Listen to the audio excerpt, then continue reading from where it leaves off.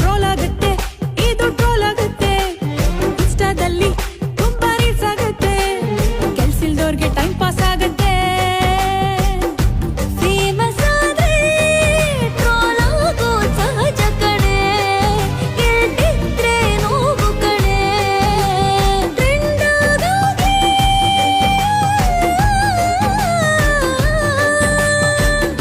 Likes ಬರ್ಲಿ ಇನ್ನು ಜಾಸ್ತಿ ಶೇರ್ ಆಗಿ, ಇದು ಅವನಿಗೂ ರೀಚ್ ಆಗಿ.